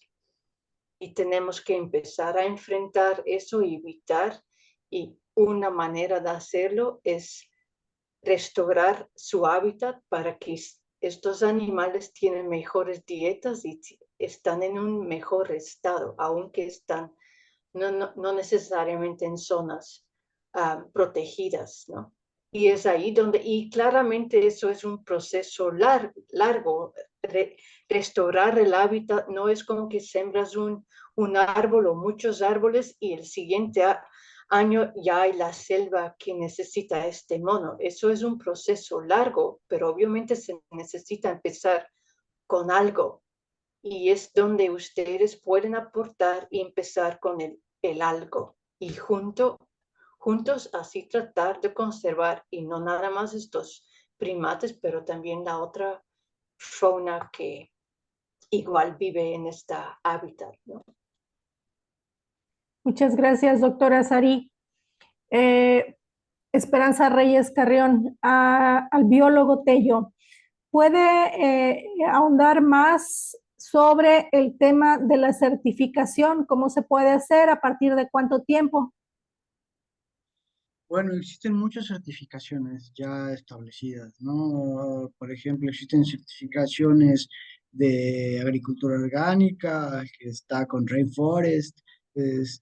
Hay muchas certificaciones a nivel mundial e incluso ustedes si en algún momento desarrollan un protocolo de manejo de algún sistema, ustedes mismos pueden llegar a las instancias necesarias, creo que es el INPI con M, y porque el otro es de INPI con N, es de pueblos indígenas, ¿no? El INPI con M, y generar un sello o una certificación. ¿Qué es lo que hace esto? Es que a partir de que yo estandarizo o protocolizo un sistema de manejo y lo certifico, a partir de ese momento, quien quiera ser parte de eso tiene que seguir mi protocolo. Por lo tanto, pues ya garantizas que tu proyecto es lo que dices. El caso es, por ejemplo, muy claro, muy famoso, es el tequila. El tequila, para tú producir tequila, tenían que cortar pues, ahora sí que el agave antes de que eh, floreciera. Por lo tanto, hubo un problema donde el agave azul, muchas hectáreas durante años jamás se dejó que ninguno de esos agaves floreciera. Por lo tanto, sí, hubo pura reproducción asexual y entonces empezó a caer la genética de los agaves. ¿Qué ocurrió ahí? Lo que empezaron a hacer es una certificación que se llama Bat Friendly para el tequila. Ese Bat Friendly lo que hace es garantizar que cierto porcentaje de plantas de agave en un cultivo de agave azul se deja florecer y eso beneficia a los polinizadores nativos que son los murciélagos en este caso. Para la ganadería en Veracruz no tenemos un sistema o un certificado que diga ganado altamente, con dietas altamente diversificadas, pero en verdad sería increíble si lo certificáramos. Entonces, existen las instancias, existen los medios, solo hace falta empezarnos a dar cuenta de las capacidades que tenemos para producir productos de muy, muy, muy alta calidad. Animales o ganado que fue alimentado con forrajes nativos y con frutas nativas. Eso no existe, pero yo sí creo que es un certificado que se podría sacar para hacer que esa carne o esos subproductos como la leche pues tengan un valor agregado, ¿no? Muchas gracias, biólogo. María del Rosario Cecilia, para la doctora Sarí. Muy ilustrativa la plática de la doctora. Nos permite conocer animales que son parte del ecosistema en la ganadería. Nos falta mucha educación para preservar nuestros propios ecosistemas. Por otra parte, Esperanza Reyes Carrión hace el comentario de que son necesarias las sinergias que comentaba la doctora. Ojalá se puedan dar en la zona de los Tuxtlas, específicamente en Zihuapan, Matacapan. Hay una universidad tecnológica que forma ingenieros industriales con los cuales se podría trabajar. Igual aquí en el chat, la doctora Sarí nos está dejando sus datos para que cualquier persona interesada en colaborar con ellos puedan escribirles directamente, ¿sale? Ahí mismo ustedes los pueden checar. Giselle Cruz, ¿podría dar el link para ver nuestro video? Voy a compartirles. Espérenme un momentito, por favor.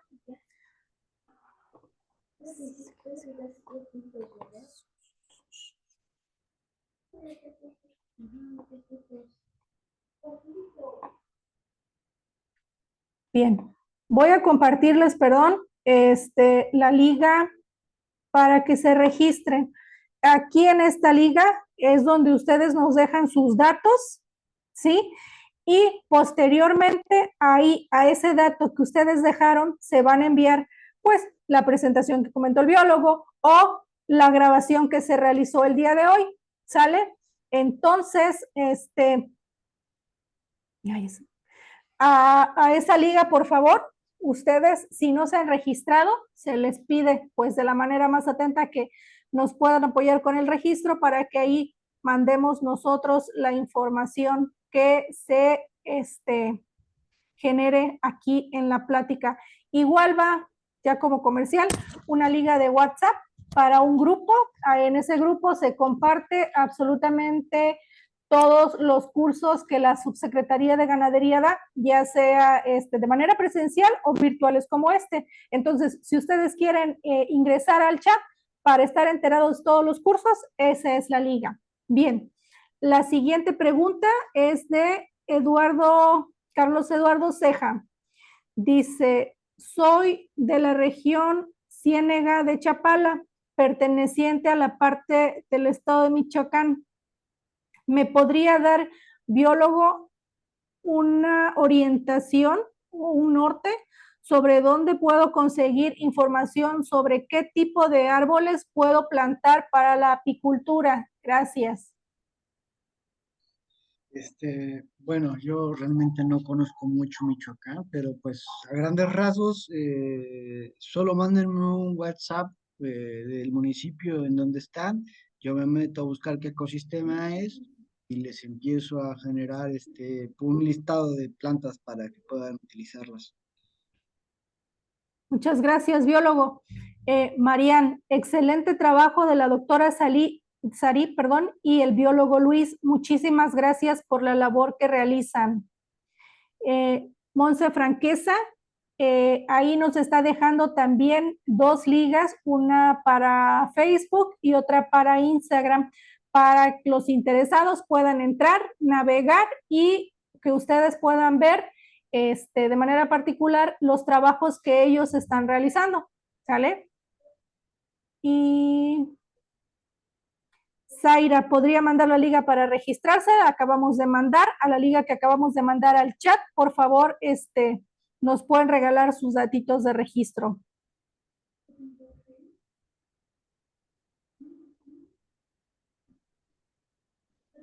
María del Rosario Cecilia es la que nos preguntaba sobre la flora nativa o los árboles nativos, la vegetación nativa que había en su predio. Ella dice que está en el municipio de Úrsulo Garbán. Ella comenta que es el cebeta número 17. Vamos a tomar por ahí los datos de la compañera para que se puedan comunicar y darle seguimiento a sus solicitudes.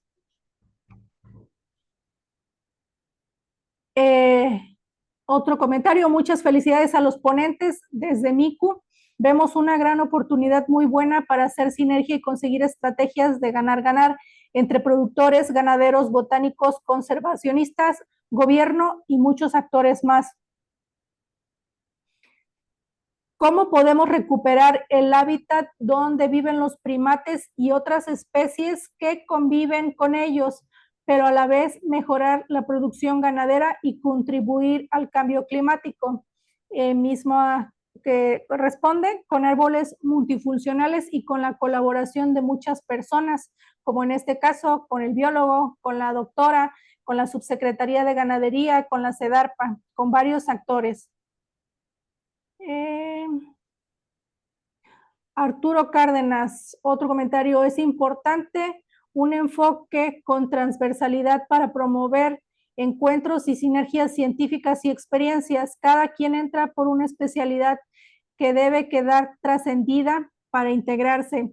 Por eso, en los manejos vale pensar en agricultura y ganadería sintópicas, pensar de amontonamientos a flujos. Entropías deben quedar en sintropías mediante el encuentro comunicado que aporta a la mejora común. Y Leslie, muchas gracias. Excelente información de los 2 ponentes. Igual quiero saber cuáles son los árboles que puedo sembrar para mis abejas. Felicidades a los ponentes. Saludos desde la Mazateca Baja, municipio de Jalapa de Díaz, de Oaxaca. Bueno, esos fueron todos los comentarios, preguntas, dudas, sugerencias que tuvimos en el chat. No hay ningún otro más. No sé si el biólogo, la doctora Sarí, el ingeniero Umaro tengan algún otro comentario que hacer. Pues yo a grandes rasgos agradecer al público en general, a las personas que nos han apoyado en este proceso, a MICU Conservación por prestarse a esta interacción, a Monse Francesca que está ahorita viajando a Barcelona, México y no pudo estar, pero pues un saludo para ella, y también para Sara y Iván, porque la verdad esta interacción para mí, desde mi perspectiva, es potencial, ya que yo de mi formación soy biólogo. Entrar a sistemas productivos fue empezar a encontrar la manera de generar una sinergia, y pues para nosotros esta interacción nos está ampliando los horizontes. Y por otro lado, pues ver el potencial que tienen los sistemas productivos, ya sea la minipericultura, la apicultura o la ganadería, para generar sistemas que además de producción garanticen el bienestar social y además empiecen a generar procesos de restauración y conservación de los ecosistemas. Gracias.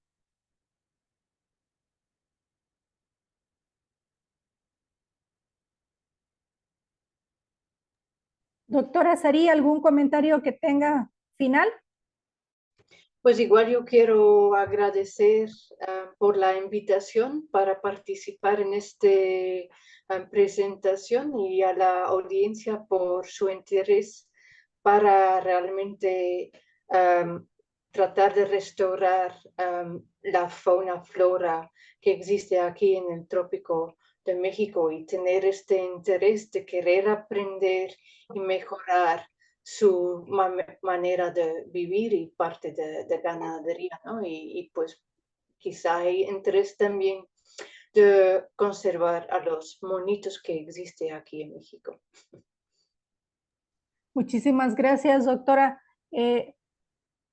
Como punto personal, fue muy triste y duro ver a ese pobre monito amarrado al árbol a la palmera. Es como un perrito maltratado, pero peor porque ese animalito debe estar en la selva, no en una casa. Fue muy triste, fue muy duro, fue horrible, pero es una realidad. Muchas gracias a los ponentes, muchas gracias biólogo, muchas gracias doctora Sari, muchas gracias a los compañeros que se unieron, que tuvieron a bien compartir con nosotros esta tarde los temas impartidos por nuestros ponentes. Antes de darle la palabra al ingeniero Gumaro, quiero comentarles que para el próximo 1 y 2 de agosto vamos a tener la participación, igual a las 5 de la tarde, de la ingeniero Mariela, con dos temas importantes: elaboración de sales y bloques nutricionales para el día 2 de agosto y la importancia e inclusión de la mujer en la ganadería veracruzana el 1 de agosto. ¿Sale? Nos daría mucho gusto tenerlos con nosotros y por mi parte es todo. Ingeniero Gumaro, ¿algunas palabras? Tiene cerrado su micrófono, Inge. Gracias. Biólogo Tello, pues no me quiero aprovechar del momento, de la oportunidad, pero es lógico que quienes nos acompañan en este evento de conocimiento piden un curso o un taller sobre especies melíferas. Entonces, por favor, podemos hacer un compromiso.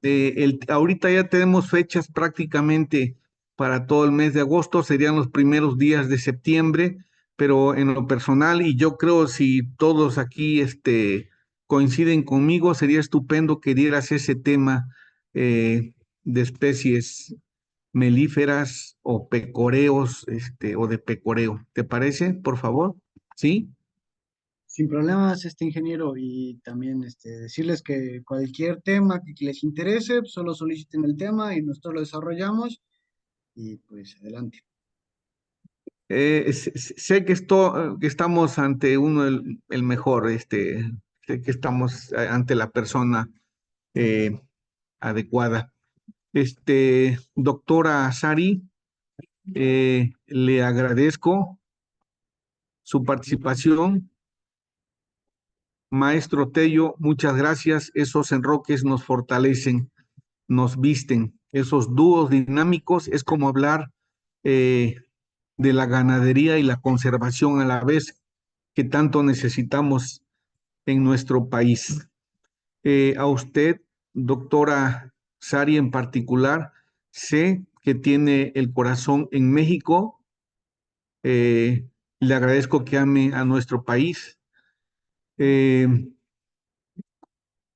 nos eduque, que nos marque el camino, que nos señale, que nos ayude a sensibilizar de la importancia que tiene también el cuidado del medio ambiente. Gracias, Tello. No tengo mucho que decir, Tello, porque eres un profesional, eres un apasionado.